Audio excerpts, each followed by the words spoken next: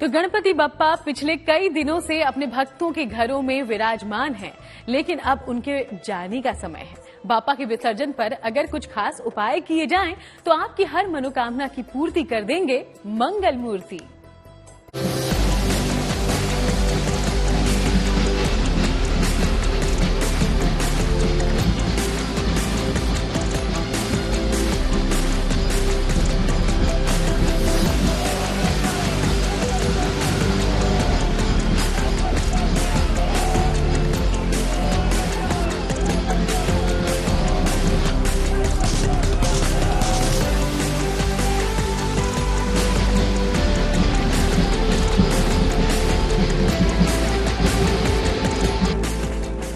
पूरे 10 दिनों तक भक्तों के बीच रहकर उनके दुखों और संकटों को दूर करने वाले बाप्पा आशीर्वाद देकर जा रहे हैं।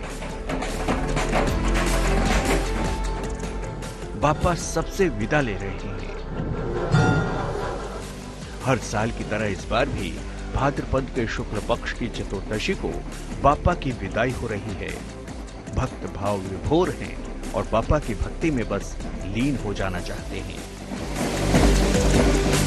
विसर्जन का अर्थ क्या है? उत्सर्जन और विसर्जन, उसको एक पूजन करने के बाद में एक अच्छे जगह पर उसको त्याग करना। कुछ मिट्टी से बनाते, लोहा से बनाते, अनेक धातु से बनाते, कुछ विसर्जन करते नहीं है। आगामी गणेश चौथ आने तक विसर्जन नहीं करते। आकाश तत्व को आह्वान करना, आकाश तत्व का पूजन के बाद में उसको समर्पण करना भगवान को, इसको विसर्जन करते हैं। मूल तत्व है आकाश का पूजन करना। पृथ्वी अब तेज वायु आकाश पंच तत्वों का पूजा जितने व्रत में है सारा पंच तत्वों का ही व्रत है। भूमि पूजन किया गया भूतत्व का, अग्नि पूजन किया अग्नि तत्व का, सूर्य पूजन किया सूर्य तत्व का, वायु पूजन किया आकाश तत्व का। इस तरह अलग अलग अलग अलग एक तत्व है। उसी तत्व का वैज्ञानिक छिपा हुआ है। अनंत चतुर्दशी हो, गणेश चौथ हो, इत्यादि हो। तो बाप्पा की विदाई के साथ ही कुछ विशेष प्रयोग कीजिए, इससे आपकी हर मनोकामना की पूर्ति कर देंगे सुखकर्ता श्री गणेश।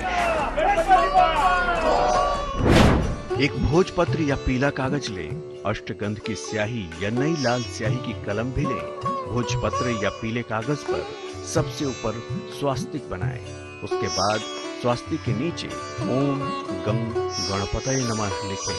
फिर क्रम से एक एक करके अपनी सारी समस्याएं लिखें। लिखावट में काट छांट न करें और कागज के पीछे कुछ न लिखें। समस्याओं के अंत में अपना नाम लिखें, फिर गणेश मंत्र लिखें। सबसे आखिर में स्वास्तिक बनाएं। कागज को मोड़कर रक्षा सूत्र से बांध लें। गणेश जी को समर्पित करें। इस कागज को भी गणेश जी की प्रतिमा के साथ ही विसर्जित करें। फिर आपको समस्त समस्याओं से मुक्ति मिलेगी। अनंत चतुर्दशी का दिन बेहद ही खास है, क्योंकि एक ओर इस दिन गजानन की विदाई है, तो वहीं इस दिन शयन कर रहे विष्णु जी की पूजा भी की जाती है। इसलिए इस परम कल्याणकारी दिन को अनंत चतुर्दशी कहते हैं। अनंत चतुर्दशी का दिन त्राहि त्राहि महाभोगिन सर्प उपद्रव दुखितः अनेक सर्पों से दुखित मैं हूं। और उस वक्त भादु में गर्मी के चलते भूगत जितने सर्प है बाहर आ जाते हैं। इसलिए उसका पूजन करने से संततिम देहि में पुण्या, संतति मुझे दे दो। और प्रपन्नम पाहिमाम भक्त्या, आपको भक्ति से पूजन करता हूँ। ज्ञानतः अज्ञान तो वापी, ज्ञान से हो अज्ञान से हो, सर्पवध किया हमारे कुल में।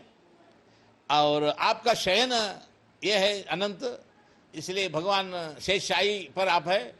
सिर के सर्प का ही दर्भ से बना हुआ पूजन करेंगे। आपको हमारे लिए हे अनंत त्वमेव जगति स्वामिन स्वफणा मंडलोपरि, इस नाग मंडलों पर आप हैं, आप ही हम लोग के लिए गति है। इस तरह करके अनंताय इदम, अनंत के लिए नमस्कार करके उसको दौर बंधन करते हैं। इस दिन व्रत और पूजन का खास महत्व भी है।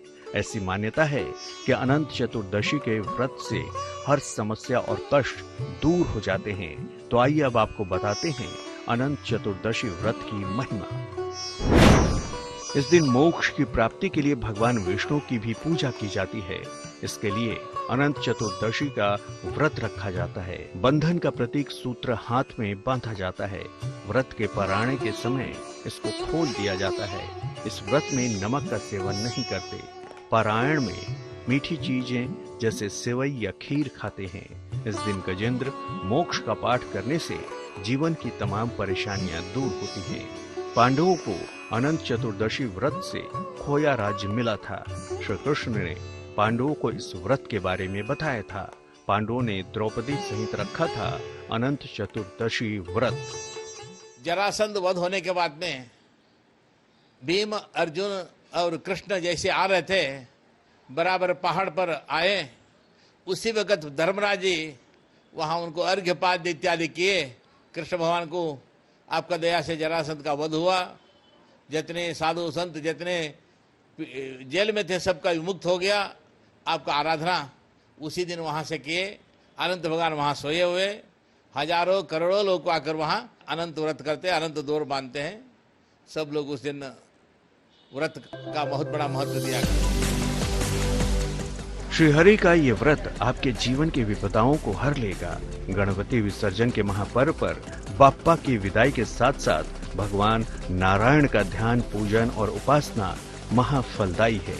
इस दिन अनंत सूत भी बांधा जाता है, जिसकी 14 गांठों का है विशेष रहस्य।